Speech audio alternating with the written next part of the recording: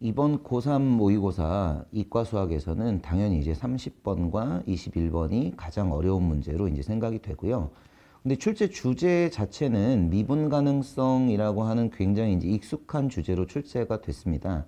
하지만 30번의 경우는 기존의 문제보다 조금 더 함수 개수도 많고 변수도 좀 여러 개가 나와서 학생들 입장에서는 그 함수들 사이의 관계와 변수에 대한 처리 부분에서 좀 어려움을 겪었을 것이라고 생각이 되고요. 반면에 21번은 출제 주제 자체는 크게 어렵지 않았어요. 굉장히 익숙했지만 그 정답을 도출하기 위한, 특히 디귿 보기를 풀기 위한 계산을 진행하는 과정에서 조금 이제 어려움이 있었을 거다, 이렇게 이제 보이고요. 같은 기조로 이제 20번도 거의 동일한 기조로 보실 수 있을 것 같아요. 20번도 넓이를 2등분한다라고 하는 상황 자체는 크게 이용하고자 하는데 어려움이 없었을 거예요. 하지만 뒷부분의 후반부에 정답을 마무리를 하기 위해서는 이제 적지 않은 양의 계산을 해야 됐었기 때문에 학생들 입장에서는 이게 옳게 가고 있는 건지라고 하는 이제 확신이 없는 상태에서 다소간의 복잡한 계산을 하는 게 좀 부담이 됐을 거라고 생각이 됩니다.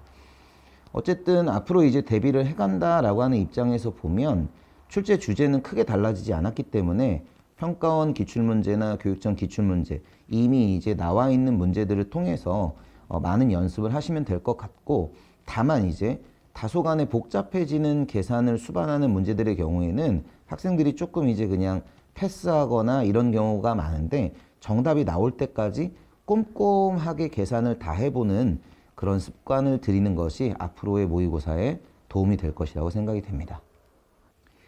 20번, 21번, 30번을 제외하고 나면 이제 학생들 입장에서 28번이나 29번에 조금 이제 어려움을 겪었을 거라고 생각이 되는데요. 28번의 삼각함수 문제는 상황 자체는 굉장히 간단한 상황의 문제였어요. 함수 위에 존재하는 두 개의 점을 주어주고 거기에서부터 이제 삼각함수의 대칭성이라고 하는 거를 사용해서 정답을 도출하게 하는 문제인데, 다만 이제 A라고 하는 그 변수에 대한 범위를 정확하게 체크를 해서 그래프를 그릴 때 이제 그걸 집어넣고 생각을 했느냐, 그렇지 못했느냐에 따라서 이제 문제를 풀어내는데 필요한 시간이나 정답률이 큰 차이가 보였을 거다, 이렇게 생각이 되고요. 29번 문항의 경우에는 한동안 이제 정수 격자점과 관련된 문제가 많이 나오지는 않았었어요. 그렇다 보니까 이제 학생들 입장에서는 정수 격자 문제가 오랜만에 나와서 좀 적응이 덜 돼 있는 상태에서 시험을 응시를 하셨을 것 같고, 그래서 앞으로 이제 공부를 해 가실 때 그 20번, 21번, 30번과 마찬가지로 좀 다소간의 복잡한 계산이 수반되는 문제들도 끝까지 꼼꼼하게 들여다보면서 풀 수 있도록 하는 연습이 좀 필요하고, 정수 격자 같은 경우에는 조금 이제 한 4, 5년 이전 문제들을 보면 정수 격자 문제들이 좀 상당수가 있으니까 그거를 가지고 좀 연습을 해보시는데, 그렇다고 그 전에 나왔던 기출문제 중에 점의 개수가 너무 많이 나오고 이런 거는 좀 배제를 하고 어느 정도 이제 셀 수 있는 정도 선에서 나오는 그러한 그 정수 격자 문제를 조금 더 공부를 해보시는 게 좋을 거다, 이렇게 생각이 되고요.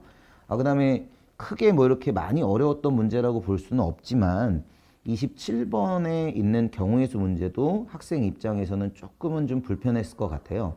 그 수능, 작년에 나왔던 수능 문제를 보게 되면 경우의 수가 이제 그 전년도에 비해서 다소 이제 조금씩은 어려운 형태로 진행을 하고 있으니까 거기에 대한 대비로 조금 복잡한 상황에서의 경우의 수도 같이 대비를 해주시는 게 수험 생활에 도움이 될 거라고 생각이 됩니다.